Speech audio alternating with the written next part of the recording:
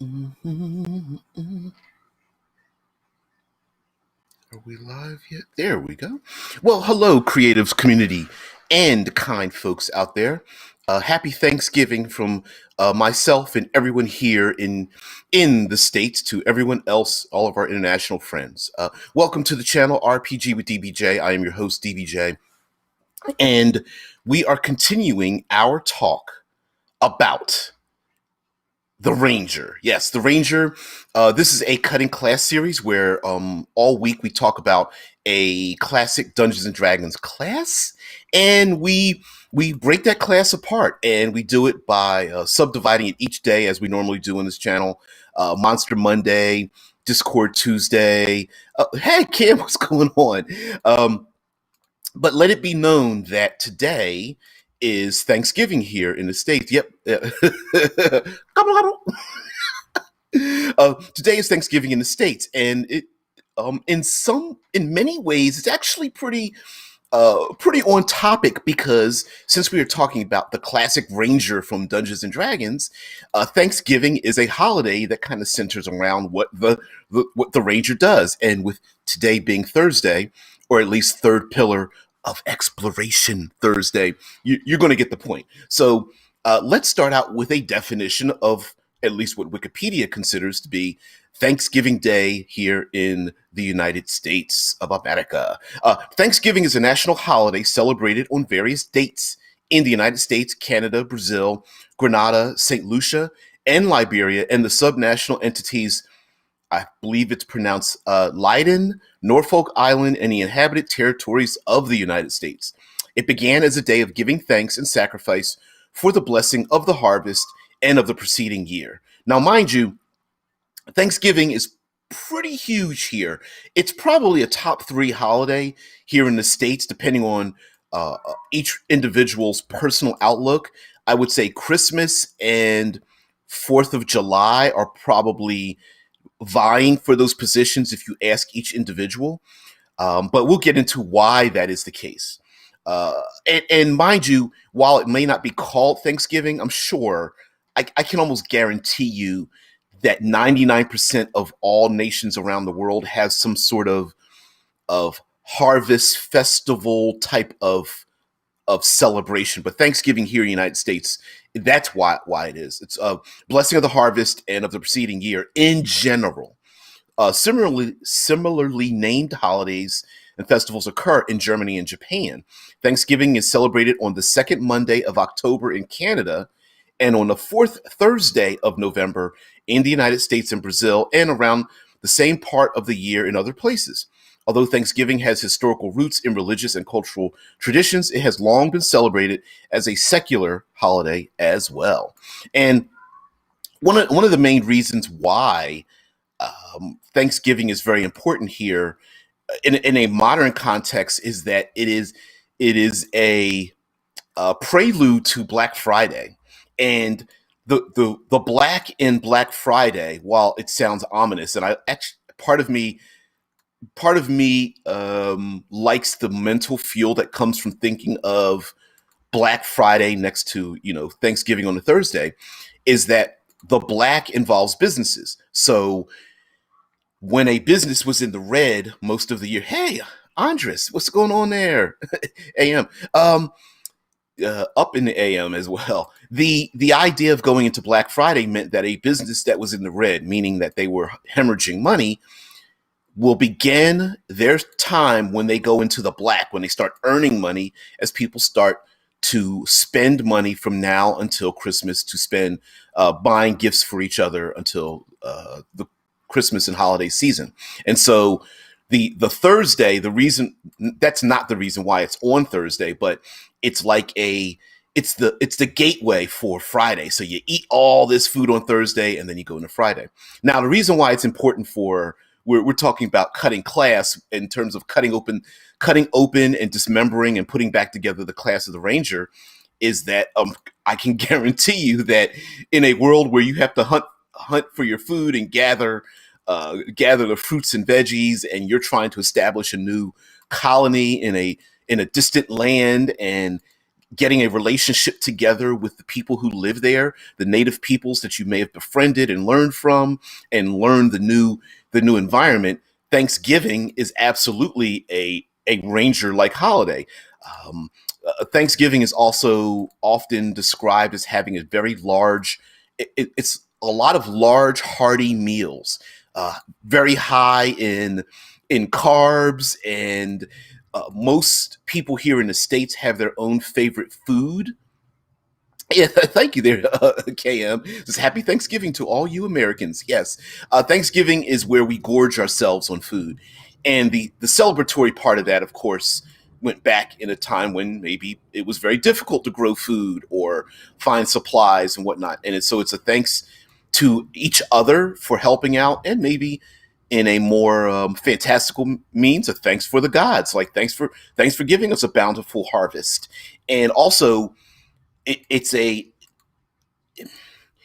it is a symbol of, while people are working incredibly hard to stow away food for the coming winter, if you can lay out a rack of food on a table that is overwhelmingly too much to eat, and you still have a lot of supplies put away for the wintertime, then this goes to show you that, yeah, we did a good job. Like, oh man, we had a great harvest for wheat or rice or turkeys and pork and beef and that kind of thing.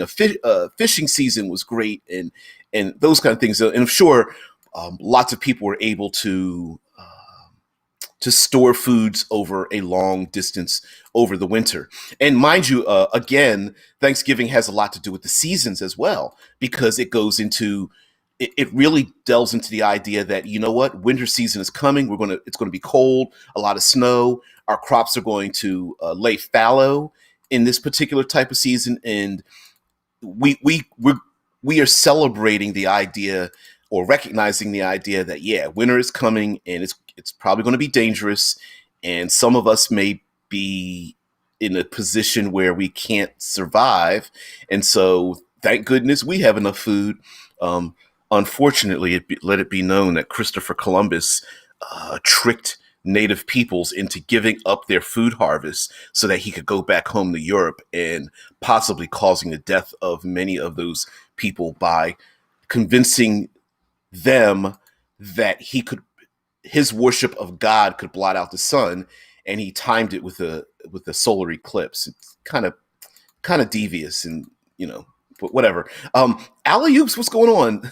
7-7 says, morning, evening, afternoon, long time no see. It sure is, Allie. What's going on there? Yeah. All right. So, third pillar Thursday. Okay. So that's one preamble. The other preamble today is, what the hell is third pillar Thursday? Well, the third pillar of exploration Thursday deals with the unsung hero of tabletop RPGs. Combat and social interaction tend to be the interchangeable first and second pillar of role playing, with the third pillar being the exploration pillar. And how can we not embrace exploration when it comes to Rangers? And so, yeah, narratively, with Rangers being being one of the top classes that absolutely positively, I sarcastically, ranges out beyond their home to go out into the unknown reaches of the world. Yeah, perfect for it. Rickard, hey, what's going on there? Just talk about Thanksgiving, and mind you, we need to understand, well, where's the food come from, and with the changing of the seasons, what's going on with that. Um, Previous to this week, we talked about the idea of mixing and matching classic ranger favored terrains. So, for example, a forest specialist and an Arctic specialist could easily combine together in a taiga, where maybe the forest starts to get a lot of heavy snow, or maybe an aquatic ranger when the monsoon season comes and all of the rivers and lakes and ponds start to overflow their borders into certain regions. Maybe their specialty overlaps with, I don't know, a swamp or a ranger or something of that nature, so on and so forth. Alley says, Rangers, one of my favorite classes. I understand that numerically it doesn't get a lot of love, but I think one of the issues in terms of giving them a lot of love is basically, um, essentially, it is the fact that the exploration pillar in tabletop gaming has been largely ignored, or at least not given a lot of love. And so when rangers are out there in the environment doing their thing, being their badasses, using things like height and space and distance to allow the ranger to operate. You know, Aliub says, Rangers, one of my favorite classes other than the druids and sorcerers. I think you're cheating. I think you're cheating on the ranger. Hey, Omen, what's going on there? Guys, kind of surprised you guys are here. Although, like I said, Thanksgiving, at least getting up this early in the morning, is a rarity. Although many of us here in the States do eat Thanksgiving dinner relatively early. Omen says, we don't have Thanksgiving. Not according to Wikipedia there, Omen. Sounds like, sounds, however, we do have turkey. I believe quail or pheasant or something like that was the number one bird until it migrated into the turkey here in the States. But there's so many foods that are people's favorites for Thanksgiving. It's we could never make a list. Like Rickard says, are you suggesting that rangers prefer to wander outdoors rather than being in range of a comfy chair? Uh, After eating dinner, yeah. There is a one of the two greatest pastimes after Thanksgiving is to uh, go into a place and hang around the television and watch a sporting event, and or b taking a nap after eating, because you get packed with all those carbs and calories, and it's just like your body just wants to go to sleep. Now there is a rumor that the tryptophan in turkey puts you to sleep, but actually, most people think it's just packing all those carbs inside of your body and then being sedentary afterwards. It just makes you go like, oh. And also, I thought I would give thanks because you guys know, I normally have like a barrier behind me, but you get a rare glimpse of my entertainment room. It's pretty good. Uh, Aliu says it's good to have creature comforts, but knowing how to survive makes it worth it. Yeah. uh, I can't. Florida man says, my D&D friends call me the Swamp Ranger. My hunting friends call me Seven Finger Steve. Seven Finger. Where are the other three fingers? You don't want to know. Me been having an argument with a person with the thing that's got my other three fingers. Yeah, self-induced hibernation calls by food. It sure is. It sure is. So, where does the food come from? Why is it that there's all this great bounty? Well, rangers have to go after it, and I think embracing the idea of, like, let's think about heights, for example. um, cliffs, huge trees. Maybe there's something after a war and the environment has been blasted so much that you have these huge craters or something. Rangers having the ability to snipe at their enemies, or pick a notable spot in a tree canopy to go after their enemies, or hide from them up in the trees while their scouts are below with using, I don't know, dire wolves as hunters or something, death's head dogs that are trying to sniff out the ranger and whatnot. Yeah, I mean, it's all these things are possible as well. Let's see. Oh, in the Discord, there's a little comic strip. Let's say, uh, a bivouac like this can be assembled quickly and will protect you from talking about Ranger talking about making a uh, assembling a shelter from the environment, and then gets picked up by a giant rock or something like a bird. Let's see. Always check for giant eagle nests when setting up your bivouac. It gets washed away by flood. Flash floods can happen in gullies, even when it's hot, and it's like, ooh, and all of a sudden it's like, I'm assuming that it's extremely extremely hot. Cook the blood out of your game, or else cerebral parasites can, and then thwack right in the back of the head with an arrow. The wilderness is full of dangerous shit. Survive it by not being there. Sitting in a chair by the fire. Yeah, yeah. Uh,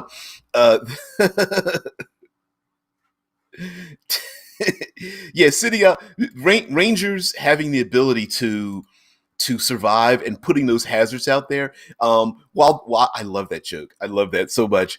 Uh, I think the idea of Rangers knowing that, there might be a flash flood, everybody get to high ground, or there's a tornado about to land, we better get to low ground, or um, the the the the shoreline of the local rivers is swelling because of the heavy rainy season. So better be careful of the alligators or other dangerous monsters that normally lurk in the rivers that love to partake of, going after victims and game and prey because they're able to survive further out on these swollen rivers or something. And maybe those rivers are now like raging rivers instead of being very calm and all that kind of thing. So using heights, using environment, changing the weather around, I love that kind of stuff.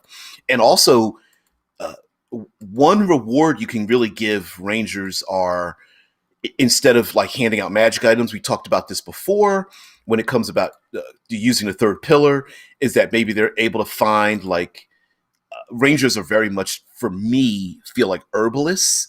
So finding things in the plant life, or residual elements and cast off effluvia from like animals, whether it's uh, beetle carcasses, or honey from bees' nests, or sap from trees and roots and seedlings and leaves, and et cetera, et cetera.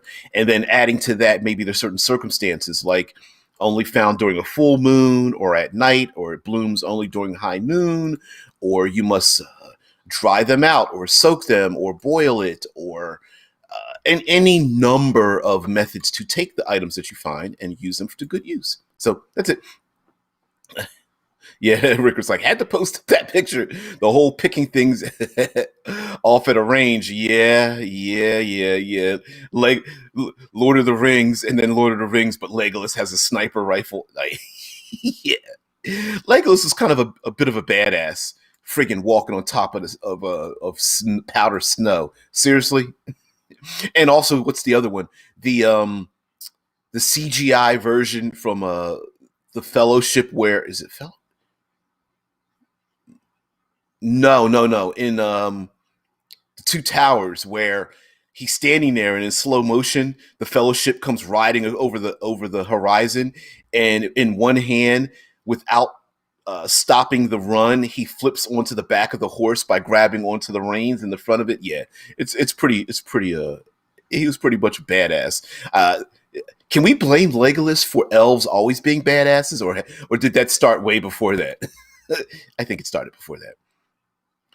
Rickard says tracking is another class fantasy for the ranger. I find we often don't embrace the idea that the ranger, well, tracks things down. I mean, how easy of a railroad of an adventure could you have with a ranger tracking some kind of rare prey to its lair or something, or maybe the ranger had uh, popped it with an arrow and now it's away, and uh, and now all of a sudden the ranger, over the course of days, along with their allies, all their friends and buddies, are tracking this thing as it's run away. And then the players come across like indigenous peoples and dangerous briar patches, and the weather starts to change and all that kind of stuff. Like just tracking something down, or tracking instead of being hunted by a scouting group of, say, some kind of evil horde of barbarians, bloodthirsty humanoids. Maybe the PCs are the ones that are tracking them down, or they are the advanced group who must acquire as much information as they can to report back, to allow, maybe it's like during wartime, and the the PCs, are supposed to scout ahead, stay hidden, come back, give information, or maybe they don't go come back. Maybe they have runners gives specific information to the runner, and the runner runs back to the main cadre of or the platoon or something to tell them to go to the north or south or wait or hide or cause the attack. Which really, especially with war, although Rangers don't necessarily have to only be part of war, but as a scouting group, it doesn't have to be a win, kill or be killed condition. A win condition may be literally staying hidden from the enemy, or at least if they are found, to run in the opposite direction, away from, away in another direction, so that innocent people who don't have the skills that player characters have remain hidden. Mad Max, the Road Warrior, the second Mad Max movie, when Mad Max is driving a big 18-wheeler down the road thinking it's filled with gasoline, and come to find out that, of course, it's not. It is filled with sand, is a perfect example of going in the opposite direction so that the non-combatants can go the other way, of course, having taken as much oil for wood. Yeah. No love for the Twitch chat because you're not mentioning anything on on theme, but would love to talk to you there, Sapper Crunch, Sapper Crutch. I apologize for that.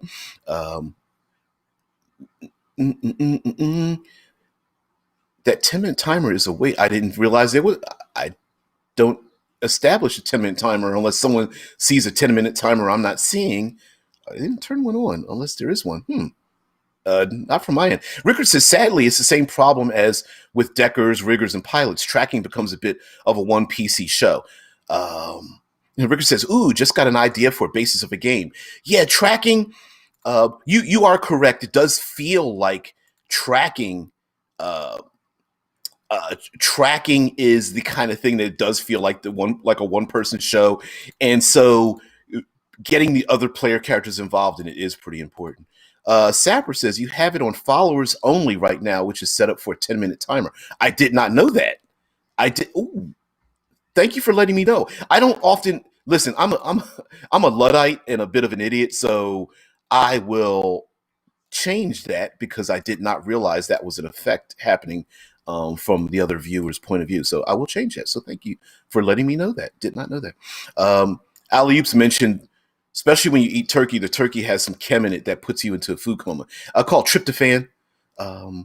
Tryptophan. Sapper's like, not a problem. That is what the conveyance is for. Yeah. Oh yeah, I'll change that. Yeah, I often don't, like, for example, this show is simulcast on Twitch, YouTube, and the audio's punched out to our own Discord server. So that's why you see the interaction, even though maybe you're on Twitch, you're like, who is he talking to? It's like, no, I'm talking on YouTube as well. Cameron says, Legolas surfing a shield down a set of stone stairs on a keep that is the last defense for horse Vikings, all while firing a bow to kill multiple magical created super soldiers. Yes, he is a badass. Yeah, magically created super soldiers. That is true. That is true. If you want to get past the problematic idea of making a classification of people evil, and you don't want to stereotype them, doing the born to be evil, wizard giving birth to the evil horde, I think is a good idea, because then you can go like, hey, listen, they're literally created by the evil guy to be evil. They are not this isn't a prejudice. This is literally an evil person's handmade army. So yeah, you could separate the two. Yeah, Rickards is like, anything causes food comas when you consume a small horse worth of food. Crush says, is it just me? But in the realm of PCs who play Rangers, but has anyone else noticed that people who play Rangers are never a murder hobo? Just saying, in my experience, very rare to do. They just randomly kill everything.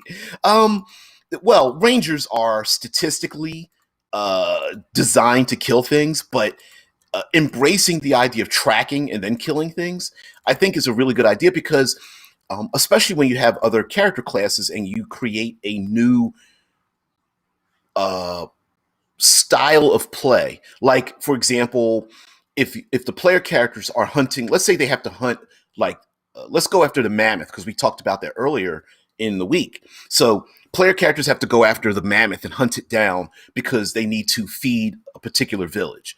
Okay, and yes, I know there are spell and spell like effects that can, like create food and water, or purify food and water, or Lehman's tiny hut, or Goodberry, and all these things. But to an extent, those capabilities are very limited when you're talking about a large population of people. So well, it depends on how often and how many good berries can you give people, and then the natural reality of the world. Most people cannot live off of one food item forever, so maybe you need to, or and as well as yeah, and also a lot of the we forget that part of the idea of playing a role playing game is sometimes many of us don't like to have the easy button, easy buttons where it's like, oh, here's a problem, I do this, boom, problem solved, rather than complicating an issue. But if you kill a woolly mammoth and you have to take that mammoth after traveling, I don't know, 30 leagues away or something. I don't know how far a mammoth could run after you stab it once in the rear end, but yeah, you're going to need a couple of strong people to haul it back to where it came from. You're going to have scavenger animals trying to go after it. You may have, this might be during a period of time where you're trying to remain hidden from, say, rival tribal peoples who are also out there hunting. If you are playing a group of people that have come from a new world to settle to go from your old world to the new, maybe you're unaware of the consequences of destroying or killing certain types of animals. And a la, what's a good movie I can pick from? Avatar. When the main character of Avatar starts running around in the wilderness and being you know being a little bit of an idiot and not understanding about, oh, the flowers that automatically open and the monsters and natural animals that are out there in the wild, and tripping and falling over himself trying to shoot at things that are hiding out in the woods, this jungle like area, whatever. It's like, yeah, maybe eventually the PCs learn what to do. Ricker says Rangers don't tend to start fights because they never get a chance due to the murder hobo melee psychos going postal before the Rangers can draw their first arrow, which is funny because isn't there a Ranger capability that gives them advantage on initiative checks? Yeah. Um, Sapper says, by the way, just asking because I haven't seen it anywhere yet, but did Tasha's Cauldron do anything with Ranger and or ranged combat? They did something with Rangers. I don't believe they've done anything with ranged combat. First of all, allowing a player to be a sniper, like finding like a special, like, well, literally a crow's nest on a ship, or a place in a tree, or getting up on a cliffside, or something like that, and letting a player snipe enemies, I think is a good thing. Like, listen, I've always mentioned this. You're not going to run out of monsters. Let the player character be a badass before somebody finds out. Um, we know what a badass sniper looks like if you've ever seen the movie Saving Private Ryan. We also know what happens if you are a badass sniper and someone recognizes and has the capability to take you out, a la Saving Private Ryan. So yeah, allow the player to take out half a dozen or more, I don't know, members of that goblinoid horde that's coming around trying to go after them. I mean, one of the great things would be putting out a timer. Like, let's say the character is in a bell tower or the top of a statue or in a tree line, okay? But maybe they can't move very well, and then all of a sudden the enemy brings in some heavy duty artillery, as in Saving Private Ryan, to blast you out of your hiding spot. And like, yeah, I think that's kind of cool. Like, how long does the player character stay there till they're like, oh, they brought their shaman with the fireball. Let me get the hell out of here. And all of a sudden they point their staff up there and the PC jumps out of the tree line or something. I mean, that'd be kind of cool. So let it happen. Sapper says, so he's saying that that ranger doesn't tend to be a murder hobo because of the actual murder hobo getting to the kills faster. That's a weird way of avoiding the murder hoboism. Like, hey, listen, I just got there late. Was it? I'm not a murder hobo. I'm just stabbing all the dead stuff. Yeah, Rickard says the problem is that it's on initiative checks. The barbarian getting tired of all the talky talk and attacking the guard is what causes the initiative check. That is true. That is very true. And unfortunately, the characters that are the sneaky types, the characters that are the role playing games tend not to reward classically the lying in wait, the pausing, the hit and run, the attack, hide, wait a little bit, attack again. Tends not to reward that. But I would contend to you that if the game doesn't reward that, we as creators should reward that. There's a reason why snipers are effective. It's A, because they fire from a hidden location, and B, they do so in a manner that causes a lot of chaos, especially if they are unseen doing the sniping, and then their allies protect them as they make a run for it or find another location for the sniping to be done. Sapper's like, I can agree with that. I can imagine the Ranger seeing all this killing going on, aiming the arrow. Nope, dead. Dead, damn. Starts aiming at the next. Nope, dead. That thing is not dead. Dead. Oh, man, that thing is dead. Damn it. Or maybe the Ranger's like, well, I gotta feel useful. All right, let's set up the carcass in the corner. Let me shoot it a couple of times and feel like a badass. Oh man. Cameron says being a ranger in the Underdark has always interested me. Imagine being a Snurfneblin, hunting in a forest of bioluminescent mushrooms and watching out for drow the whole time. Oh yeah. What is it? The Gloom Stalker subclass, which is reprinted in Tasha's Cauldron. Many of you who keep up with the Unearthed Arcana are going to, and some of the other supplements might be upset because Tasha's Cauldron reprints a lot of information. But for those who don't know, WotC has a policy that they do a +1 book policy, so that people just getting into the game and also part of Adventurers League don't need to buy all of the prior books to end up getting into the game. So they reprint a lot of information, character classes, player options, spells, etc., so that you can own Player's Handbook, Dungeon Master's Guide, Monster Manual, +1 book. And so Tasha's Guide reprints information from Sword Coast and some other books. I can't remember all the other books because it's a little bit disparate. So yeah, it reprints some of the stuff. But yeah, I think the Gloomstalker, and yeah, being a subterranean ranger, I think is really cool, especially just being a ranger of an environment that is not normally associated with the real world. So a ranger like a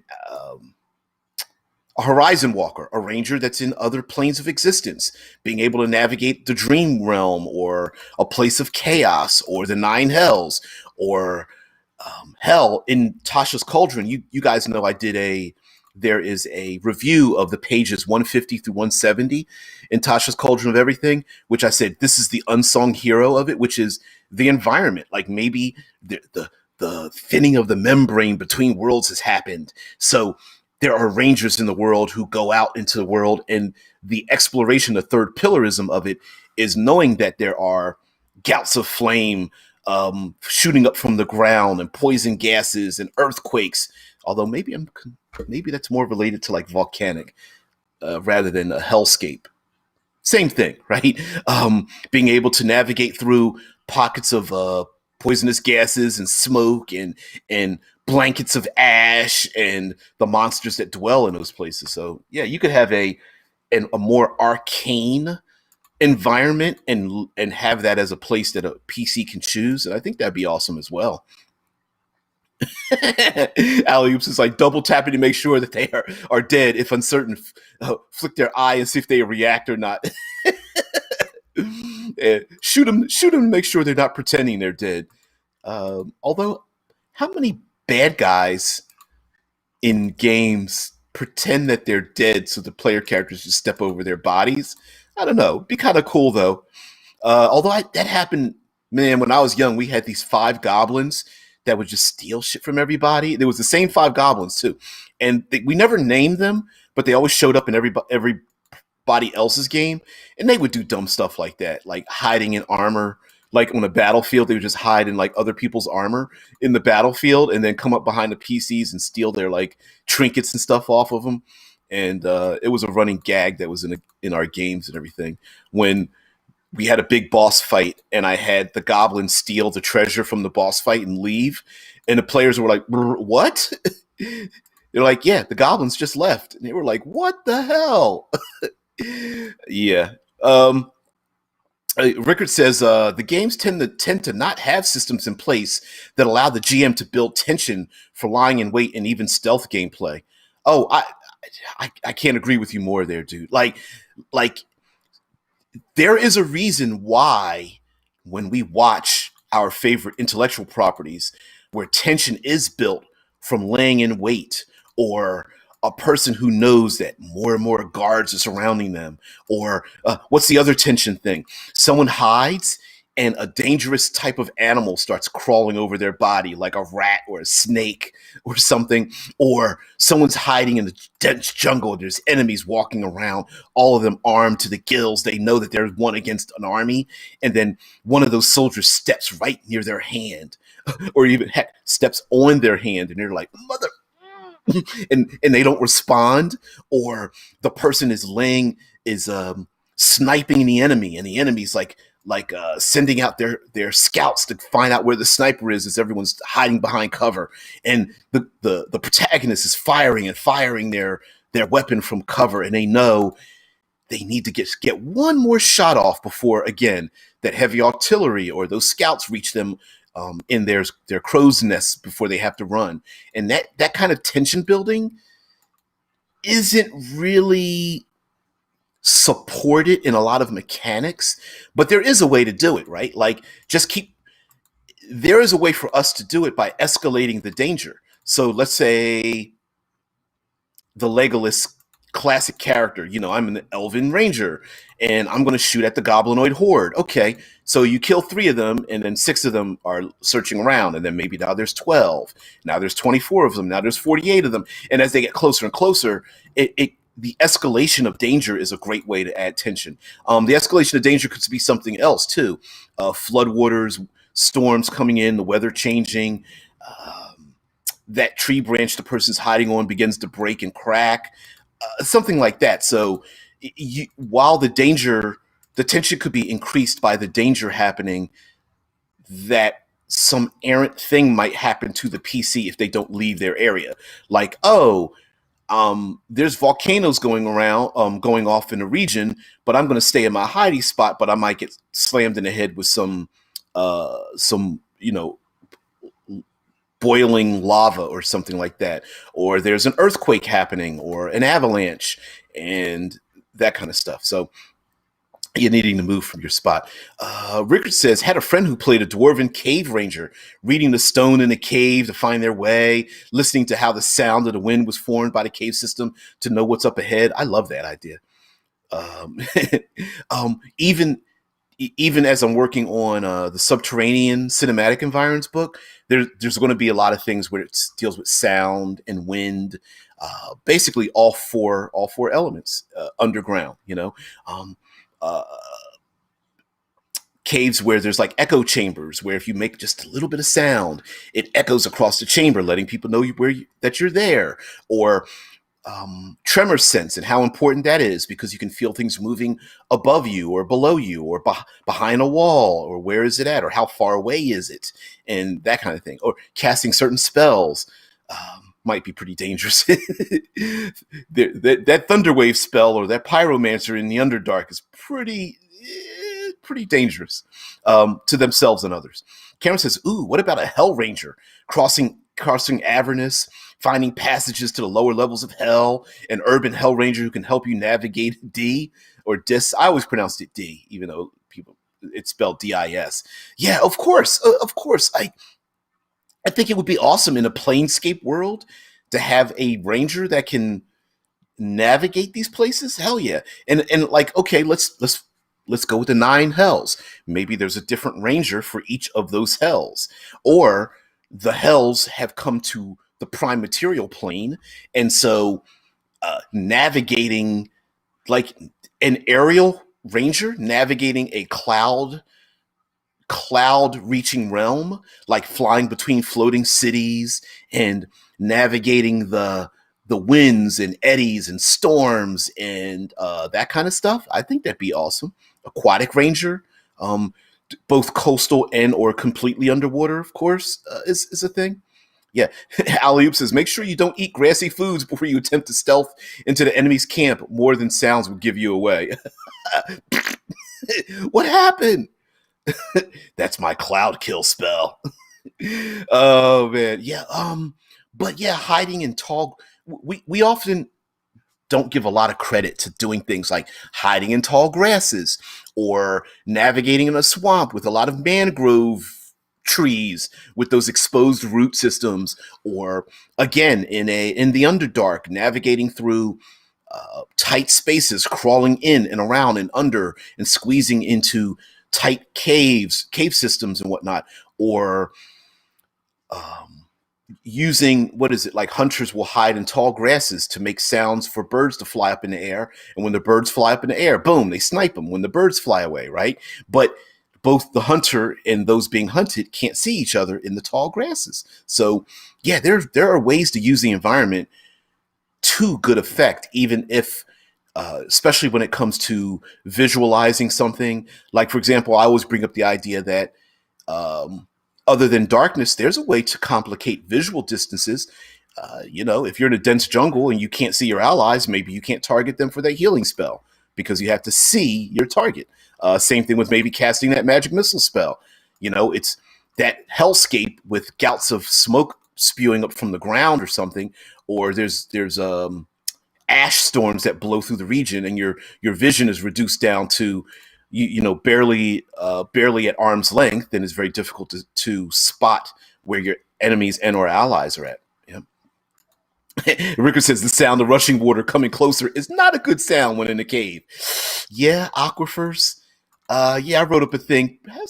Having some fun with aquifers is probably pretty interesting. Pockets of water in a subterranean realm. You might, when you see water dripping from the ceiling, you might not want to poke it with that spear. Just say it.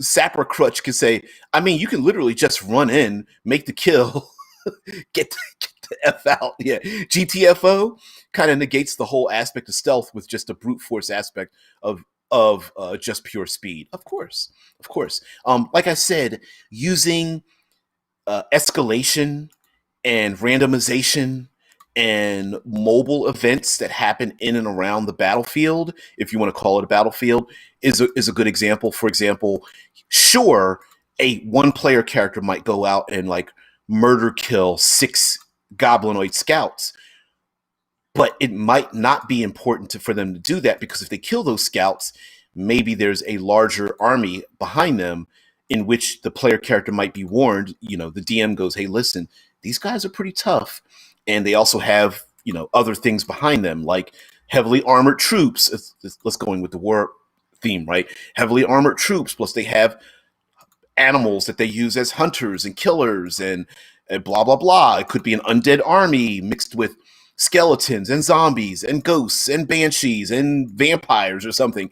And it's like, yeah, maybe a player character or a group of PCs have the ability to murder hobo everything, but maybe they can't because of the foreshadow of too much danger happening around them.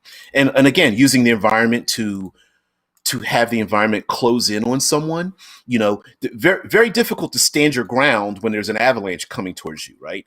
I mean, sure, you could, but why would you want to? Or player characters are crossing a raging river, and an enemy or some kind of predators or something like that attacks them while they're in the midst of crossing that raging river, and holding onto a rope, maybe. So maybe an ally gets rushed pulled away by the raging river, or maybe that Legolas stands up on a slippery rock to go ahead sniping when everyone is like, "Why are you doing that, dude? You better save the your pocket halfling from getting washed downstream." And Legolas is like, "Screw the pocket halfling, I've got extra."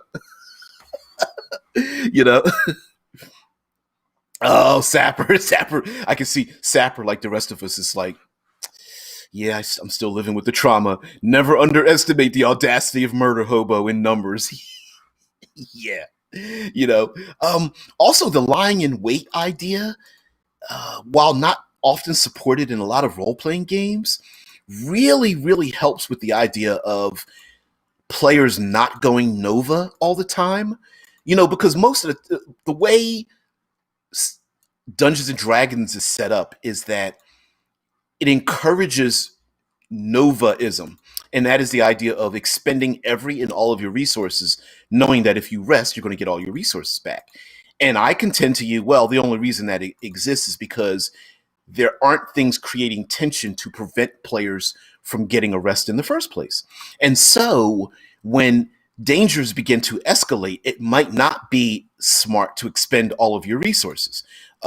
Using all of your best spells and using all of your greatest tactics and being seen when you should be hidden might not be smart, because when dangers begin to escalate, let's say you're adventuring in the lower planes of hell, standing out in the open as a big old paladin going, "I'm going to kill you," might not be the smart thing at all. you know, um, hit and run tactics might be the best. The other part, of course, we mentioned it with hit and run tactics is exhaustion and such as well. And so adding in exhaustion factors of like, hey, if you hit this thing and you start to track it down, maybe it begins to bleed to death or something. And Dungeons and Dragons is more cinematic. It doesn't include like longswords don't make people bleed to death. So you would have to include something like that, or at least a conditional tracker that Rickard says that's when the player goes Rambo on the army and traps every bush and stone in sight. That's actually not a bad idea, though. That's not. That's actually kind of a cool thing where you start laying traps around. Like it's the trap montage. You guys know the trap montage. We've seen it with Rambo.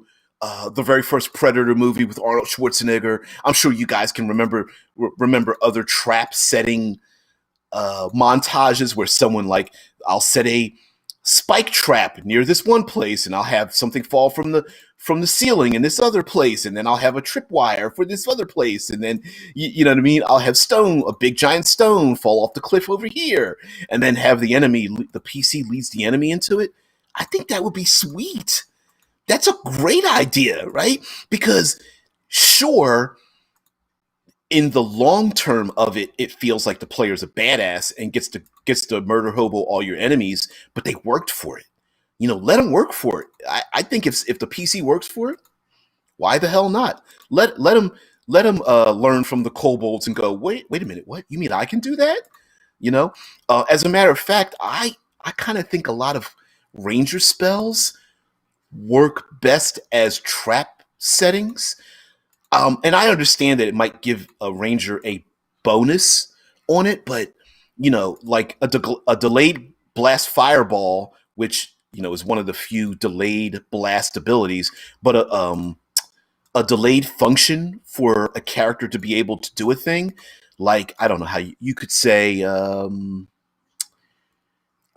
player character can set a trap by letting them expend a resource that does like a damage type and does a die manner if the enemy fulfills a certain circumstance, right? A certain DC, like, oh, the DC to detect my trap is 17. Enemy doesn't see it. Okay, trap goes off. I'm a certain level. I do 2d8 damage, and the 3 damage types I can pick, I pick necrotic or something like that. Like, you could do something like, if you wanted to put in trap making or whatever, And that just came. I just pulled that out of my ass, but whatever. Yeah, like what Sapper says, with how overpowered the artificer or artificer. I like artificer. It makes it sound like I'm talking about the artificer with my teeth firmly shut and my pinky in the air. Uh.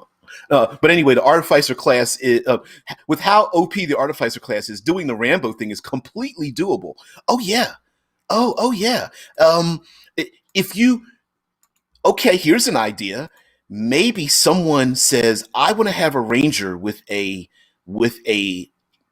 animal companion, but I don't want it to be an animal companion. Instead, I want it to be me laying traps around the battlefield. If you follow what I'm saying, right? So it's not an animal; it's a thing that they pull out, put somewhere, and then the thing reacts when something goes past it or by it or whatever. Right? I don't know if that makes sense in your eyes, but reskinning something like that, I'd let somebody do that. Like, yeah, if you want your spell to be like, oh, I don't shoot spells from me. I lay traps somewhere that come from a different angle. And I'd be like, sure, with the limitation that you actually can't shoot spells, right?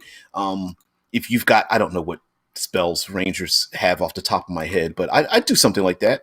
I think that's a great reskin.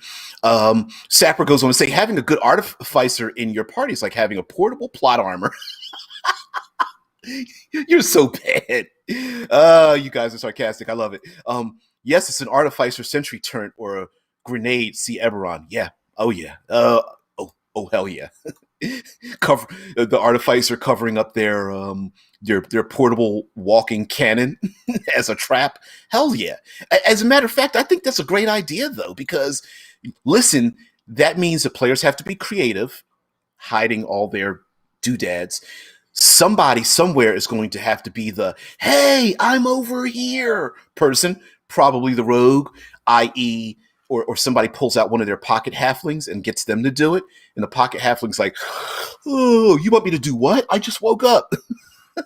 Flick, flick, flick. Nope, not that halfling, not that. There we go. Click, throw. Cameron says, "How can we use DM? How can we as DMs help facilitate the players doing guerrilla tactics?" Um, I think I think it's for me. I think it's playing with tension. And while this may seem strange, I think speaking about it above board, I think is a great thing, right? Like um, letting the players know, hey, guess what? In 3 rounds, the entire army is going to come and beat your ass, right? Letting the players know as the DM, right now you have the advantage, but in this, do the 3 round thing, right? In 3 rounds, I, as the DM, am letting you know that I am going to overwhelm you as player characters. And in game, right, out of game, you can say something like this to let the players know I am doing this thing. But in game, their characters know this. They're that smart. The ranger who hides in the woods and see the scouting party and like goes back to the group and it's like, well, what did you see? I only saw 3 scouts. And they're like, oh, that's okay. And the ranger's like, you don't understand. Uh, a scouting party means there's at least 10 times as many people behind them and close by, right? Like the professionalism of the party could explain the meta of ourselves talking across the table when you say that. And as a DM, let your players know that, listen, I'm going to overwhelm you. You know, that goblinoid horde, yeah, they've got pet uh chimera, and their leader is a Medusa, and her bodyguard is an ogre who's, I don't know, got his own pet displacer beast or something. Like, you know what I mean? Let that thing kind of happen. But I agree that guerrilla tactics really aren't embraced in the game.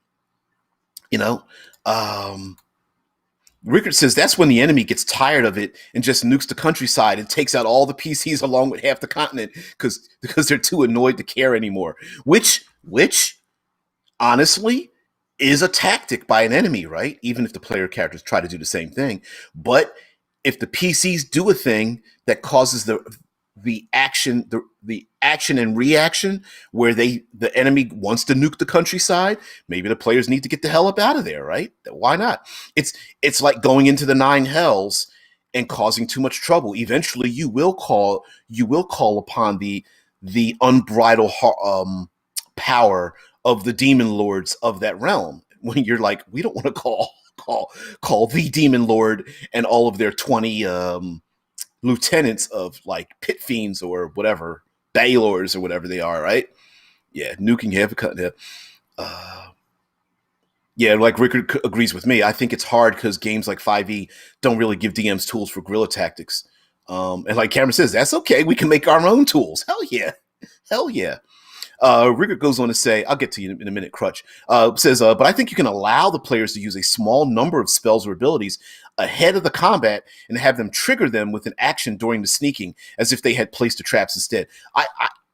I'm with you on that. I would allow somebody to do that, especially if it's within the context of that character type. Hell yeah. Hells yes. If someone says, hey, I want to reskin my wizard as a tribal trap setter, of course, like, oh, my druid doesn't cast an entangle spell.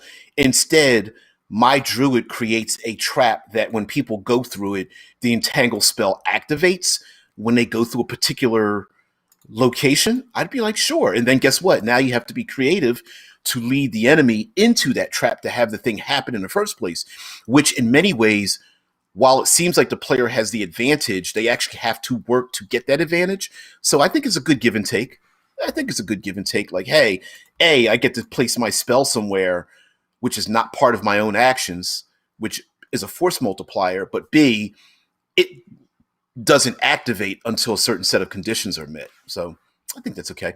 Sapper says, Artificer constructs overpowered object of destruction, lures mindless drones into area, animates the object, automated murder hobo. See animate object. True. If we ignore other things in a vacuums, I think a lot of player character options are overpowered in a vacuum. But here on the channel, we like to talk about other things like using the environment. For example, how effective is an artificer in, say, a tornado, or during a flood season, or down in a sewer system, or during a sandstorm, or in a dense foliage jungle, or crossing over steep muddy hills or something like that, you know? Crush says, wouldn't a spell of that level constitute being higher than 10th level, nuking half a continent? Yeah. I think a wish spell could probably accommodate something like that. I think you could kind of get away with it, maybe. Yeah, but at that point, you know, you're just like, well, if you're casting 7th, 8th, 9th level spells, kind of what we're talking about is kind of beyond all that, unless you're fighting other planar creatures or something. Rick says, say a mage has access to the battlefield beforehand and spends a 3rd level spell slot before the combat. Then during the combat, they can trigger a fireball trap when the goblins step on a stone. That's actually a good idea. Like, hey, I'm going to expend a spell slot that triggers that spell slot, but I haven't chosen what it is yet. Why the hell not? I would allow somebody to do that, especially if the enemy gets to do something similar. Sure, why not? If you're having an arcane battlefield and the PCs and the enemies get to do such a thing, I'd let it happen, you know, because now the PC has they've already expended their resource. They've placed the resource in a particular location, which means you have to set up certain circumstances. And by using things, it's possible to manipulate, or both as the DM and the player, to manipulate what the heck is going on in the game. So, for example, like, what is it? There's a basic rule that says you can't target anything you can't see. If the enemy is hiding, say, let's say something like Arizona, New Mexico area, where you have lots of like mesas and plateaus and Martian-like landscape where you have like tall blasted stone that has like winding pathways and tall pillars or something, and an enemy or the PCs could hide in a place like that where you can't aim directly at all of your enemies. You have to hide and sneak around, and so maybe it's very difficult. Let's say the enemy is forcing the PCs into these narrow passages. So everybody has to walk single file, or they're all hiding behind these tall pillars of stone and very difficult to aim at or something. Like the landscape itself is what the third pillar is for me, and using the landscape with like height and distance, and using the rules that are already presented in there, which might be spread out through the book, but combining them together to go, oh yeah, sure, you could cross the raging river, but you're going to have to make an athletics check, or you're going to be washed.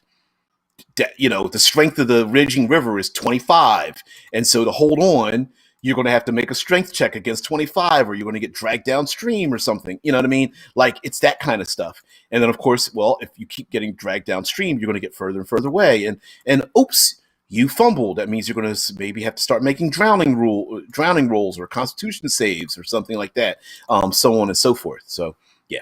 And if you're an artificer, you've got that big old cannon with you, maybe the enemy makes you trudge through mud, or you have to climb up a very steep hill, or it's very foggy out, or whatever, all that kind of stuff. Uh, like Cameron says, who needs a wish spell? If you're in a dry area, just be irresponsible with a cigarette. Yeah, that's pretty much how it's done here in the real world, right? Like, I'm driving down a road, I'm gonna just toss a cigarette out of the window, and tens of thousands of acres are burned down just because of people doing that kind of stuff, right? Yeah, yeah. Rickard says the enemy doesn't need the GM. The enemy doesn't need the GM to the GM. The GM can just say roll a reflex save because you step on a trap. Well, of course they can, right? Like, right? You don't need. It's weird, but we do realize that GMs don't need rules to set things about. You can just say make a dex save to avoid the thing, or make a wisdom or perception check, or you hey, a perception check lets you know there's danger. An investigation check lets you know what the danger is, right? By using other skills or something. Yeah, of course. Like Sapper says, everything's at the discretion of the GM or the DM. Of course it is, and there's nothing wrong with that. We take that for granted. I mean, when was the last time you actually used the rules to create an undead army for an evil lich or something? No, you just give them as much undead as they need to make an undead army, right? We don't really think about it. We just do it, and that's a strange thing to think about, because some players are like, the DM could just do anything. It's stupid. Why do they have the arbitrary ability to just decide what the rules are? And it's like, because they've always had that ability. You just aren't thinking about it. Um, yeah, Aliup says uneven grounds. Enemies have resources too. If you want balance, both parties have resources, not just the PCs. Of course. Why wouldn't? Hey, PCs want to take what is it, the 5 minute day? PCs keep taking short rests. Okay, you just tell through the professionalism of the player characters. You as DM go, you can take as many short rests as you want, but rest assured, the enemy, you're giving the enemy that much time to reassess what they're doing, what your capabilities of, and setting up their defenses. How many short rests do you want every time they keep reinforcing the walls or bringing more dangerous things? The make a dex save as you go across the battlefield might get more and more dangerous, because they know, oh, the enemy keeps sniping us. How about we hide we hide next time, right? Enemies can be pretty smart.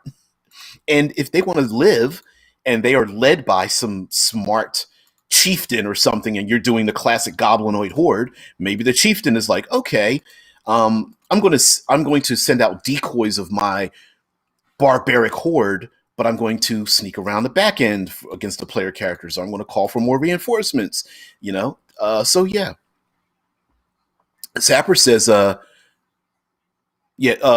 says this discretion is meant to promote fun and gameplay experience. Of course it is. We it, sometimes when we know how the sausage is made, it can disrupt our immersion. But DMs and GMs have always had discretion, and will continue to have discretion. When a DM says there's 37 goblins, they have discretion. They could have said six. They could have said 212. Right? We have always had discretion. Um, it's just that certain things make us go, like players make them. Certain things in the game make the players shake their head and go, "What? I didn't know you could just make that up." Like, yeah, because you could always make up anything. It's an imaginative game. Sapper Crutch says, to get around the lagging on something that is required to keep a plot moving, I prefer to use a timer. We have X time to get through this part, yada yada. Oh, hell yeah. Um, Timers are our best friend. Tension timers, it's like that's the thing you put in your back pocket after you've used all your halflings. You put it in your back pocket. Always have something that makes the player characters have to move because X thing might happen in X amount of time. Yeah, Rickard says, "Ooh, did I say 6? I meant 60." Yeah, exactly. Like, oh, you guys are beating ass on my 6 ogres. Well, you hear in the distance the ground rumbling, and then reward the players. Hey, Ranger, you know that sound intimately well because of your experience with giants. You know that there's at least 10 times as many ogres or even bigger things coming over the horizon. And then so you reward the player by you changing the dynamics, by the players going, we need the GTFO. Get the um Aliyub says, yeah, you don't want to know how cheese, hot dogs, and other foods are made if you want to enjoy it. Oh, one of my favorite foods is something called scrapple. It is a east northeast coast Amish style food, and oh my god, you do not want to know how scrapple is made, but it is great. It's basically a block of gray meat like effluvia mixed with a lot of cornmeal and spices, and I love it so much. I don't get to have it here in Ohio. It's not known very well. But on the East Coast, New York, Jersey, Delaware, Philadelphia, the eastern part of Pennsylvania, uh, Boston, those areas, yeah. New England, yeah. Scrapple. Scrapple's on the menu. Scrapple's a breakfast food. Love it. Sapper says this makes the party focus on what's going on that requires attention, and then joking around after the required parts are taken care of. Basically waiting for the next thing to pop up. Yeah. Black pudding. Black pudding's one. Yeah. Yeah. There's some. That's a segue, but listen, there's some foods. What the hell was society thinking even having those foods? Like, the first person to eat it, you forgive them because they didn't know any better. But after that, you're like, seriously? You actually incorporated this into our culture? Really? Sorry, but yeah, Sapper's right. Like having a timer in your back pocket is awesome. That's why I really encourage using the environment, the third pillar, because it's an easy, I hate to say this, but it's an easy out for creating timing events. So an example would be you foreshadow the event happening. Hey guys, you've gotten off the ship. The storm tossed ship was able to sail the narrow river, getting to the bay. The white capped waves sweep across the deck. The dark clouds are rolling in. It looks like this storm is going to be here for a while. Boom. Once you foreshadow that, I can bring up fog, rain, high winds, aquatic creatures, mudslides, flooding, like Rocky Mountain oyster. What is that, chocolate? You're like, sure, go ahead, taste it, right? But yeah, I mean, for me, once you foreshadow that, and then you say, "Oh, hey, guess what, Pyromancer? The torrential rain is giving everyone resistance to fire, or those high winds are making it difficult for you, Legolas copy, to shoot your arrows at your enemies because the wind is blowing your arrows aside. You have disadvantage on it, or Hey, every round or every other round, those white capped waves are sweeping across the slick decks. So everybody's going to have to make deck saves or athletics checks or acrobatics checks or something or all of the above or whatever to maintain your balance or get swept off into the drink. And then you're going to have to make athletics checks to swim with disadvantage if you're wearing heavy armor. You see what I'm saying? Like you're stacking it on there, but maybe there was no need to do that because everyone was having fun. But if it's in your back pocket, you can set the timer, like Sapper is saying. And so, as SC is saying, in terms of waiting for the next thing to pop up, when the player characters have too much time to sit around, that means there's not enough tension in the thing in the world, right? If enemies are able to relocate or assemble more enemies, or reinforcement, or reinforce their defensiveness, or send messages that alert the enemy for that the PCs are coming, or anything like major snowstorms or reinforcements are sailing in, like what was it in the movie 300? You saw a bunch of sailing ships from the Persians that are trying to make landfall, and this big storm sank a bunch of those ships. But if the PCs are like, "Whoa, there's how many ships off the coast?" Oh, you see like 5 dozen ships off the coast ready to reinforce the enemy, and the PCs are like, "Oh, we better strike now before those ships make landfall," because who knows what's on those ships? And of course, maybe someone's familiar flies overhead and you see that there's something happening or whatever. You know what I mean? Like you're giving them more information, and that information causes the PCs to rethink what they're doing, and thereby doing the unthinkable. PCs running. Did I just cuss? You know. Yeah. Rick says after they find out it's actually good, the rest of the population knows it's actually good. Eh, You say that. You say that, but it's I I tend to think that there's some food items that no one ever thought was any good, but people think it's good because they think everybody else thinks it's good. And so it then becomes a good thing by virtue of social pressure. Um, I'm looking at you, Caviar.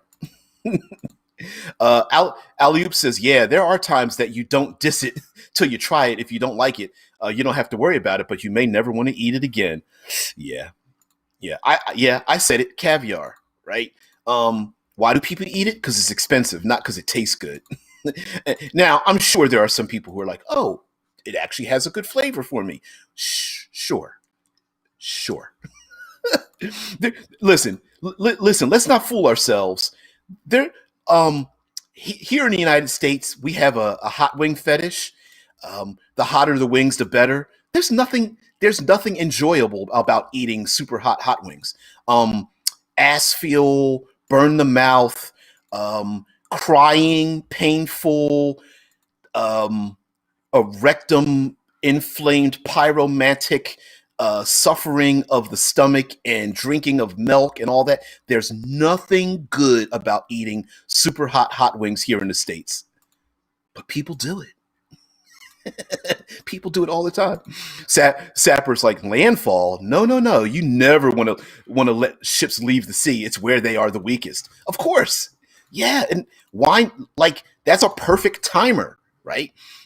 PCs on ground, ships at sea. It's like, okay, well, what do we do? We might have to split our forces, or we're going to have to commit ourselves to finishing this one mission before the ships make landfall, or we may have to deviate from our mission to prevent the ships from making landfall so that we can go back to our original mission and blah blah blah, right? With that many ships ready but still on the sea, get your wizard to cast fireball with all his spell slots into the nearest cliffside. You know he wants to. Hells yes. Yeah, the displacement should take them out. Yeah, oh yes, oh yes. Century egg, don't know what that means. Andrews Martin says century egg. You'd have to describe that to me, dude. Cameron says, do you know what Rocky Mountain oysters are? That's an example of something that shouldn't be tried. I don't care if it tastes good. That's just wrong. Yeah. Well, just like the butt weasel coffee, right? Like sometimes just because it tastes good doesn't mean you should be doing it. I'm Rickard says, I mean, in principle, it's a sound reasoning. Eggs are good. Caviar is eggs. So, right. And I'm picking with caviar as well as many other foods out there because everybody's got their own flavors. I'm being sarcastic like you guys are, but the point is that sometimes we do things as humanity that I think if aliens saw us doing those things, they'd scratch their head like, seriously? This is a century egg. Is that a is that literally a I was going to say, is that literally a 100-year-old duck egg? Is that a spoiled egg? Is that seriously a spoiled century eggs, also known as preserved egg, 100-year-old egg, 1,000-year egg, etc. Millennium eggs and black eggs are a Chinese preserved egg product made by processing duck, chicken, or quail eggs in a mixture of clay, ash, salt, quicklime, and rice hulls for several, seems to be a few months rather than a century. I've heard of, yeah, Sapper says, smog? Yes, the rotten egg. What the hell? I've heard of that, of, okay, not rotting something, but you can um pickle things, right? But I've never heard of, oh my god, that is that is foul. Fermentation. Thank you very much there, Sapper. I lose my mind during these live shows. Yeah, fermentation. I've heard of fermentation, but that's taking it a little too far. Yeah, Sapper says, or many other methods of preserving foods. Yeah, smoking, fermentation. What is it? Salting foods, things like something else. Well, sealing things away. Got, oh man. Well, not that excessive then, but disgusting anyway. Oh hell's yes. Rika says, I mean, a few months old egg is quite excessive to be fair. Can you imagine? Sapper says the most common being salting. You know, I understand. Sorry, Aleeps mentions the comment signing a waiver before eating those hot wings, so you can't sue them when that hot sauce eats your stomach. Yeah, signing a waiver to eat a food isn't really a smart thing to do. We love it. We're human beings. We love it. Aliens are like, psst, their people are eating acidic foods. You know, they base their flying animals after cooking them. They base them in a fluid that is pure acid. Really, they do this for fun, raising their fists in the air, and they give away free clothing items. Oh man!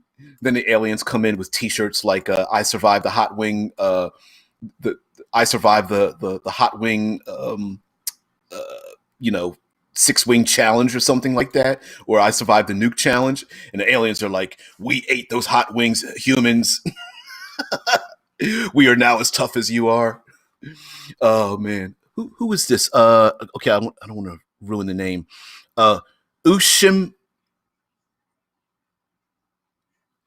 us, him, it, Suduki. Okay, I'm gonna call you Isham says, rackfish is rotten fish from Norway, sometimes fermented for a year. Oshi, thank you very much. For a year, considered to be the most smelly food by some. Isn't there something else in the Philippines? Far east, at least from me. Durian is another one. Oshi ballot. Sapper says there is lots. Ooh, ooh. Wow. Durian is a stinky fruit. I've heard it smells like rotten eggs. I don't plan on tasting durian at all, but I hear that there are places out in the far east that have signs, literally like no durian allowed signs because it smells so bad. Oh, Oshi says, balat is the egg with the living chick inside. Oh, as opposed to an egg with just the yolk. Oh, I didn't know that. Sapper says, imagine something that tastes like heaven, smells like feces. Balut. Ah, balut. You got to be careful here, guys. The whole make sure you pronounce it right thing is a ism that you're just going to get the wrong side of me, because there is no such thing as pronouncing something wrong when it's maybe you're from a different culture, or you have a different language subset, or there's a different period of time, or whatnot. Culturally, it's like the difference between a valet and a valet, right? Both exist here in the U.S. They're both pronounced same word, different pronunciations, different things. Cameron says balut is fermented, fertilized chicken egg from the Philippines. My dad ate one in the Navy. We we need to do a whole week on that. Like special foods. I mean, we have been talking about rangers, and while plant life doesn't necessarily seem like it goes along with rangers, it could be. Uh oh.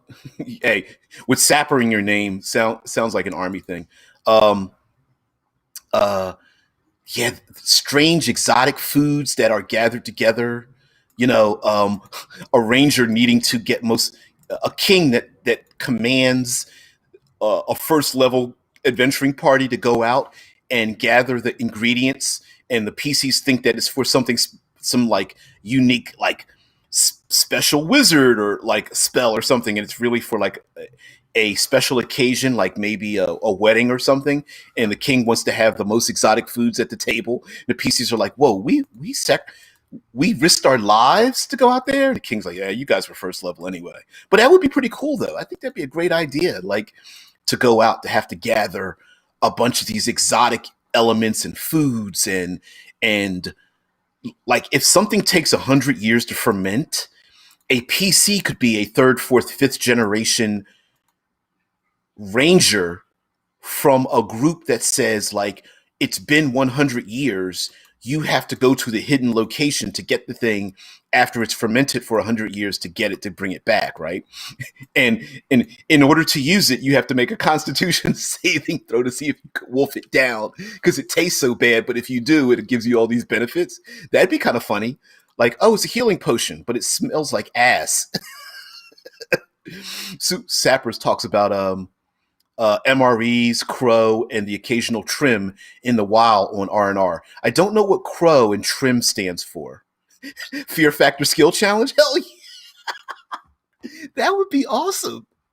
You know what I mean? Like, it's like, so you're saying if I swallow the scorpion, it makes me temporarily immune to the poison? Oh yeah. But remember, you have to swallow it down whole. You can't like chew on it. And you're like, wait, what? What? Save versus regurgitation. Yep. Listen, if you don't keep it down, if you don't swallow it and digest it, you throw it back up and it becomes like one of the many, roll a random ooze, like a gray ooze or a black pudding or like a ochre jelly or whatever it's called, right? Uh, Andrew says Master Chef D&D edition. And here are your ingredients. This carrion crawler is so undercooked that it's just, oh my god. Yep. Everyone's like, really, purple worm again? Seriously? I just had purple worm steak the other day. I'm still suffering from that. Belch, burp, belch. Oh, oh man, if you don't make your saving throw every time you take a short rest to go to the bathroom, the enemy is like, ooh, they were here. Ooh, they sure were here. Oh man. Ill. Oh, Sapper's like, just because you regurgitate it doesn't mean you expel it. Just chew again and re-swallow. Oh, it's like I threw up in my mouth a little bit. Can we get the pocket halfling to clean this up? Uh, uh, uh, uh, Ushi says The court laughs at you for not being cultured enough to handle the hot cuisine. Ooh, that's a great idea. Yeah, you have to.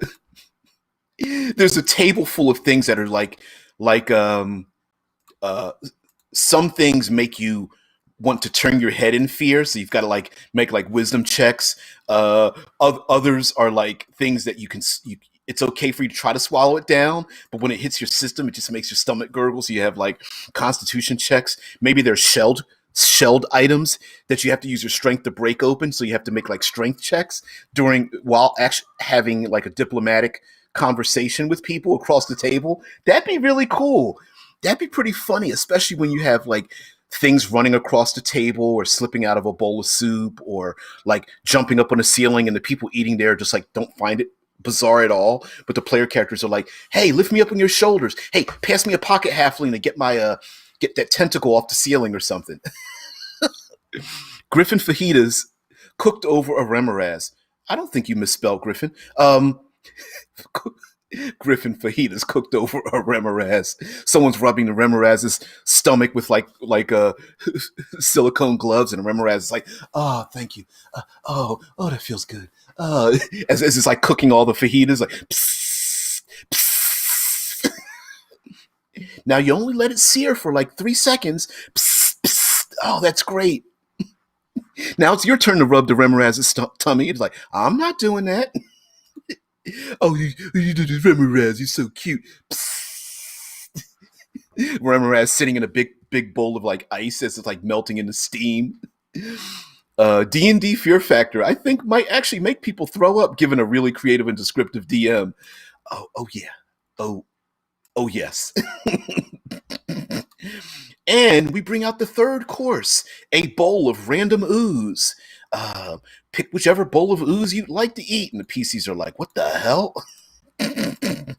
One person fighting off like black tentacles reaching out of the bowl, another one putting their spoon in, and it just like just disintegrates from the acid. And they're like, wow, who invited us to this meal? Yep. Today is a day off. Today is Thanksgiving in the States. For those of you outside of the States, normally we don't go almost a half hour beyond. It's normally, in at least my time, it's 6 a.m. in the morning, 6 to 7 a.m. So it's 7:27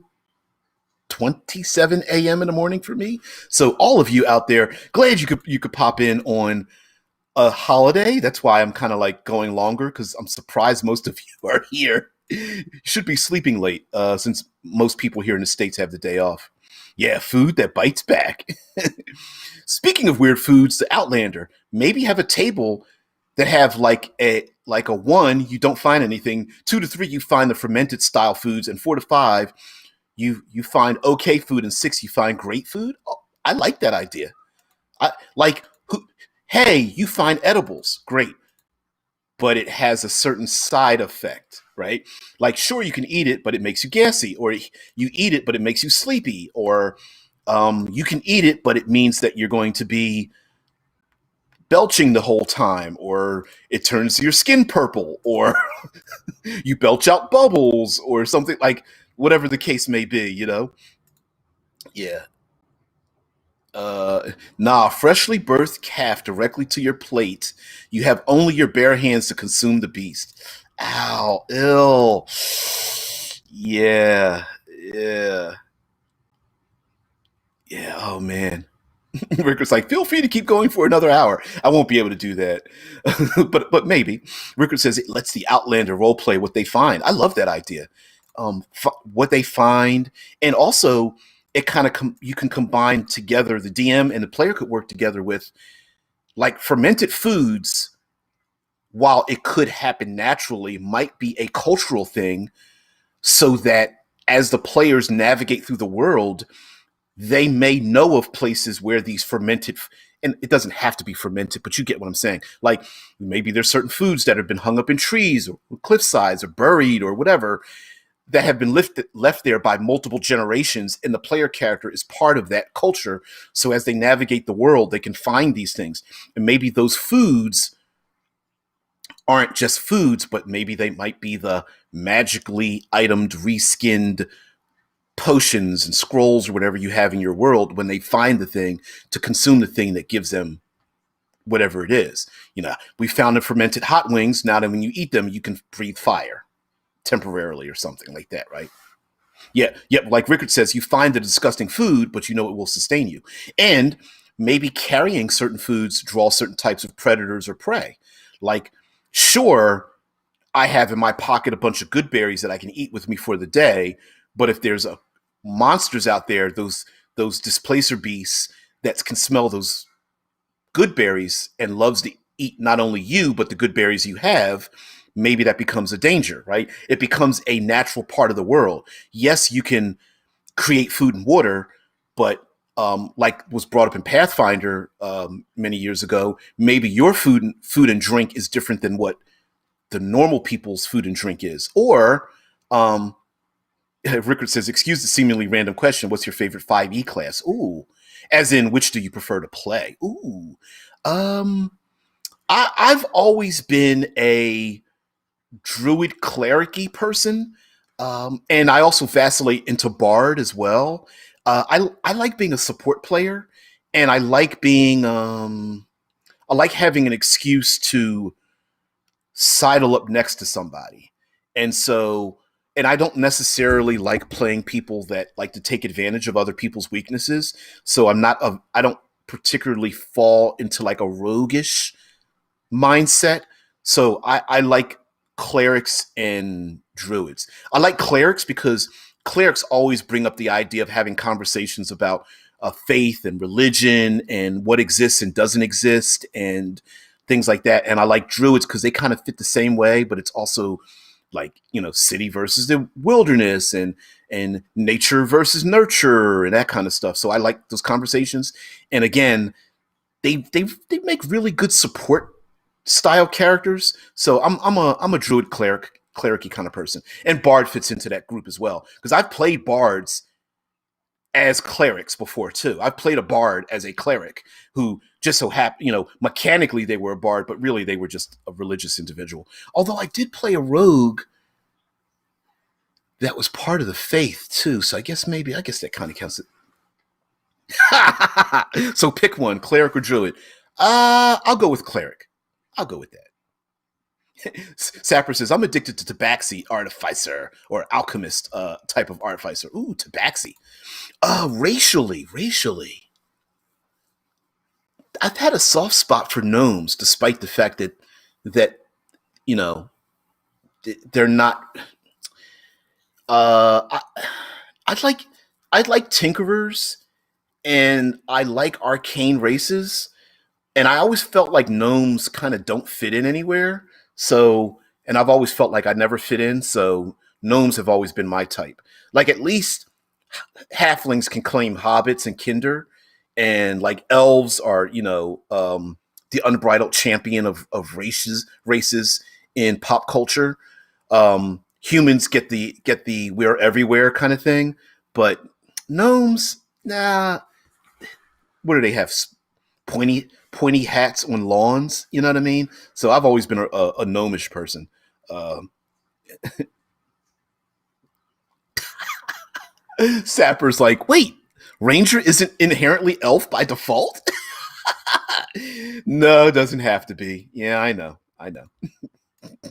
Anyway, guys, listen, we've gone over a half hour over our normal time, and normally I'm not even supposed to go to an hour. But just rest assured, normally the show goes approximately an hour.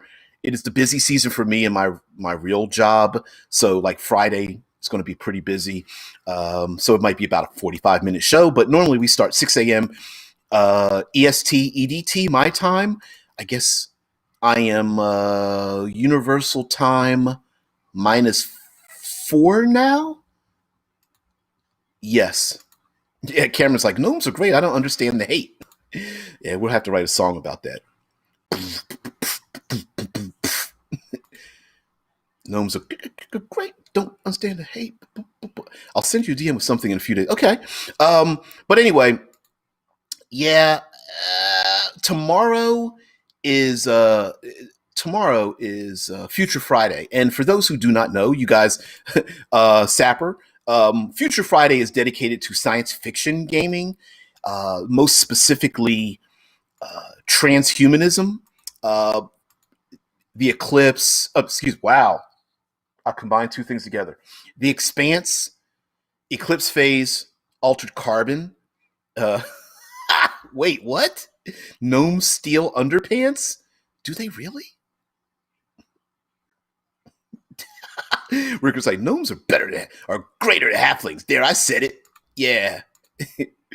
Yeah. You heard it. I said it.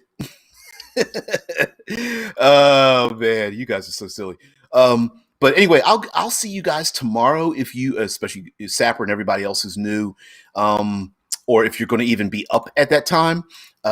Normal time, 6 a.m. Eastern Standard Time as usual. All three platforms: our Discord server, YouTube, Twitch as usual, and we're going to talk about survival in science fiction and survival in science fiction games.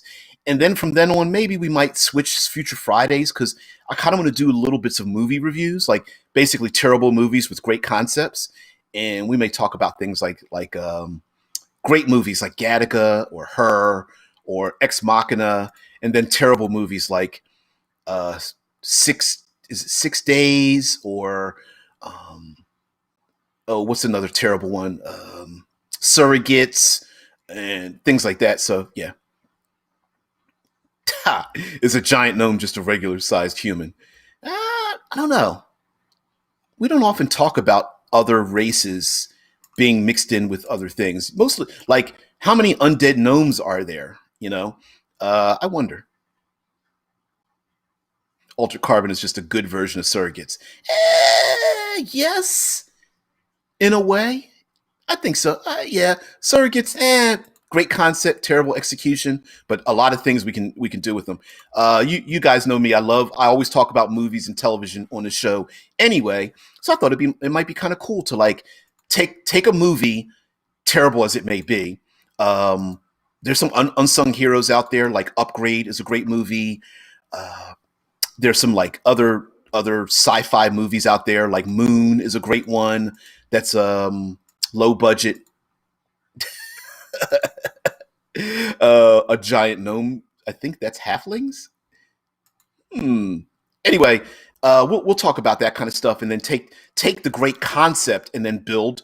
Rip everything out of it, and go, hey, what can we use? What can we use with that concept, and make it into our role playing games? I think that would be great. Hey, you guys know on YouTube, everybody's doing like movie and music reactions, and putting them online. I think might be cool just to twist that into role playing and go, hey, here's a movie, not watch the whole movie. That's not what I'm talking about.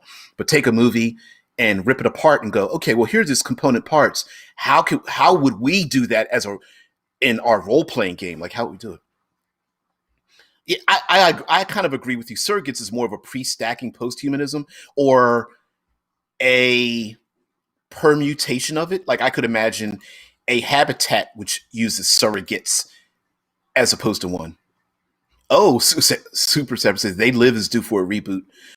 They Live could be done as a transhumanist kind of thing. So yeah, maybe we might. I think I may turn it into something like that. And maybe what I might do is give everybody a week to see the movie, and then use that movie so everyone's like, I've never heard of that movie. It's like, if you've never heard, listen, if you've never heard of Gattaca, Ex Machina, or Her, see those movies. Those are like my top three sci-fi movies, I think, of conceptually of all time. And there's some other ones that didn't do too well, like In Time was a good one, where everyone's got timers on their forearms, where there is no money, everything is by time itself, things like that. So, Sapper says, "What was the one? Signal? I haven't heard of Signal." Contact is an old movie. Um, Alien Contact sends us a message, try to make a thing. Lawrence Fishburne had Lawrence Fishburne in it. Maybe it is called The Signal. I do remember like a straight to video, straight to DVD one. Maybe that is it. Um, There's a bunch of television shows and movies and things. There was a television series called Colony, where aliens came down and separated all of humanity into like these little enclaves, and nobody knew what it was for. Uh, Great sci-fi concept, not well received. Cameron says, if you do fantasy, can we do the 13th Warrior? That, you know what? That's not really an unsung hero. I'm a 13th Warrior fan. There's some people who either love that movie or hate it. And I remember when I first saw the 13th Warrior, I hated the hell out of that movie because I thought they pulled out the rug out from under me. Once I hit my 20s and older, I was like, what the hell was I thinking? It's from Honey Lamons Era Amorite. I think you guys are referring to something I'm not getting at the moment, but whatever the case might be. Anyway, guys, let's end it on that note. Guys, thank you so much for just joining me. Sapper, thank you for finding the show. You mentioned that the channel is under followers only, which I don't get, but I'll go ahead and get that the hell off the channel because that's not what we're here for. We're here to hang out, not to. We're, we're here to have fun and talk. We're not here to boost my ego or make money or anything like that. Which, oh, here's another thing. Let me know for you guys on YouTube what the ads look like because I don't see ad functions on your side. So let me know because I might just turn that off because I don't need the ads, but it's just a function of YouTube. So I can toggle certain things on and off. So just let me know. Um, boop, boop, boop. Oh, the Mead then in 13th Warrior. Ricker says you also like not that good but still great movies, DPJ. Yeah, I like great concepts. I can separate I'm a complicated person. I can love movies that are terrible. I can hate movies that are really great. I can appreciate a terribly executed concept that has a great function to it. Um, I can, like, for example, there was a television series known called Devs, and oh my god, it was brutal getting through it because 90% of the characters had terribly um, unidentifiable personality traits. Most of them were geeky computer geeks with no personality, and I was just like, "What?" You know. Ricker says concepts are a valid reason to like a movie. Like, yeah, oh yeah, there's some. Um, what the hell? Altered Carbon. You know that I love the concept of Altered Carbon, even if the execution of it was terrible because they they so far moved away from the, like, say, a book series or something like that. But I can see how a creator looks at a thing and goes, oh, I know where they were headed with that thing. um, and sometimes I think because of storytelling, because you have to have rising action and a climax and blah blah blah, that sometimes that can get in the way of the concepts because you're trying to get to a certain point and you don't have the option of branching off into these other concepts. Lots of post-apocalyptic stories are like that. Like, um The Quiet Place, is a perfect example of, like, well, what the hell is this world about? And you're like, nah, you only get to follow the family. The Walking Dead is like that. Well, you're only going to get to follow the survivors. You're not going to find out, like, why, what's the rest of the world, how are people handling it, things like that. Rickard says the only reason why I like Season of the Witch, terrible movie but good concept for a straightforward fantasy horror RPG session. Oh yeah, some of these terribly executed stories make great fodder. And guess what? You can steal the idea. Nobody knows where you got it from because nobody watched it. Yeah. Things like The Walking Dead, the reason they fail is because they start focused on the characters instead of the story. Yeah, I think some um martial arts movies back in the 70s did this. There is a martial arts movie known simply as Master Killer, also known as the 36 Chambers of Death. And that movie almost never existed because the concept of making that movie was based around simply a monk learning martial arts. And they were not going to greenlight that movie because the creator said, you can't have a movie that just is about a guy who's learning something. There has to be drama like love and despair and backstabbing and blah, blah, blah. And I think, what was the movie? World War Z is a perfect example of an excellent book that would have made an excellent movie had they embraced the concept rather than try to embrace the characters. And they were like, oh, Brad Pitt's in this? Yeah, we got to embrace Brad Pitt more than embracing the idea of telling these different stories about how the world overcame the zombie apocalypse and then going backwards in time and following a reporter who puts the story together. And I think that would have been a better thing. So I'm with you there, Sapper. I'm absolutely, we're on the same page. Yep. Uh, Rickard says that's the truth right there. Yeah. Cameron says the movie As Above, So Below has a familiar concept to D&D. Yep. To many D&D adventures. As Above, So Below. I might have to check that out. I don't remember it, or maybe I saw it. I don't know. Um, I haven't seen the movie The Descent. Some people say The Descent is great. It's very claustrophobic, about going down into deep caves and stuff. There's a bunch of different stories or concepts that you can think of, like 47 meters below, or what was the shark movie with the person standing on the rock and they had to swim to shore and they were surrounded by, like, things like that. Like I love concepts like that where, yeah, it's a simple premise, but let's go after, let's take it to its extreme. Um, Sapper says what we have, the advent of being able to experience at this point in society is the author directly killing off characters because of popularity and becoming a hindrance on the overall plot and story, like Game of Thrones. Yeah, yeah. I listen. I'm an unabashed fan of Game of Thrones. I'm an unabashed fan of it. Yes, I absolutely positively agree that season 7 and especially season 8 was horribly executed. But I didn't disagree with what happened.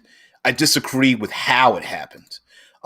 Certain things kind of piss me off. You know what's one of the funniest things? Okay, we want to get on a Game of Thrones tirade. Um, I hated the fact that Brienne of Tarth ended ended her reign in a dress crying over a dude. Hated that because so many characters led up to things. The fact that Daenerys became like the dragon queen, went crazy. I didn't mind that at all. I think I think the turn. I think it was. I think it was predicted, but season 7 and 8 didn't give us enough time to dwell in it, right? Because that show was all about character. Sapper, I have to kind of. I don't want to disagree with you. I'm going to say that my point of view is that Game of Thrones was all character, and we wanted to see those characters and where they would end up at. Whether, yeah, I'm with you. See, 7 and 8 should have been 7 to 10. Yeah, we should have had enough time to sit with these characters because we've been with them for 6 seasons, right? So yeah, I cannot agree with you more. It did need more development. I think most of those characters at the end could have had their own episode. And we had, what, a dozen characters? Tyrion could have had his own episode. I mean, not that they didn't have other characters in it, but could have had their own episode. Jon Snow could have had his own episode. A bunch of those characters. So yeah, I agree with you. I think it just happened too quick. Uh Yeah, Rickard says to be fair, Brienne's character got character assassinated by proxy when they did the character assassinated Jamie. Yeah, yeah. The I'm going to go back to my sister anyway. You're just like, what the fuck? Now you know what? My feeling is like him making that choice was fine, but Brienne was a badass, right? I just felt like certain characters just didn't have the ability to embrace what they are and who they were, even if it meant their death.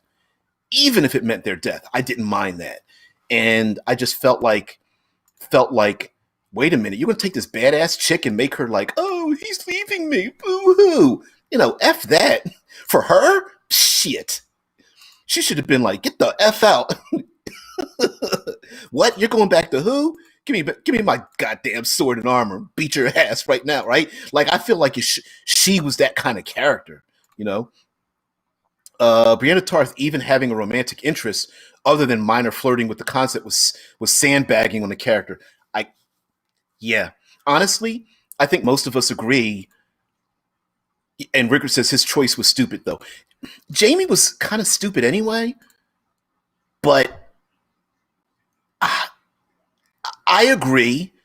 He did go through. We did see him go through the crucible, so I agree. Um, um, I, I feel like Brienne of Tarth and Jamie already had a sexual relationship earlier in the seasons, right? Without them having had to consummate the relationship, they already had it as a character type. And I think most of us watching the show already realized that, so they didn't have to consummate it. So Sapper, I'm with you. I'm with you. I'm right there. At least what they could have done is Jamie could have been like, "Yeah, let's go ahead and do this," and she's like, "Well, what, really?" And then stop it at that point, and then been like, just the act of the fact that he wanted to could have been enough because I think they already had that kind of relationship. I think they were beyond that, and I think they backtracked with Jamie and a bunch of characters. Like, aren't we past this point? Aren't they interlinked? Like just those two characters, right? Aren't they interlinked better than that? I don't know. Yeah.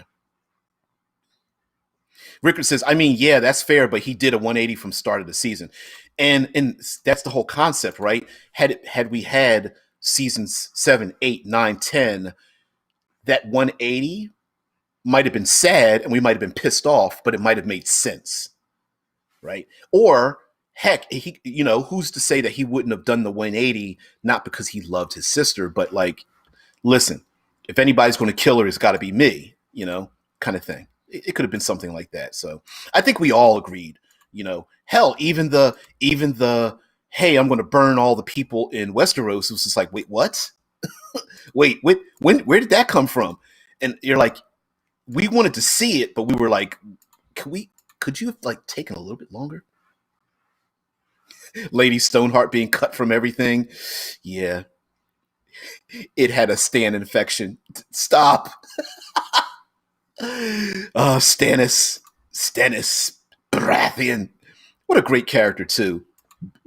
Oh man, I heard the actor that played Stannis felt like he didn't do a good job. And I was like, yes you did, because you were an asshole. Yeah, you had a fall. Yeah.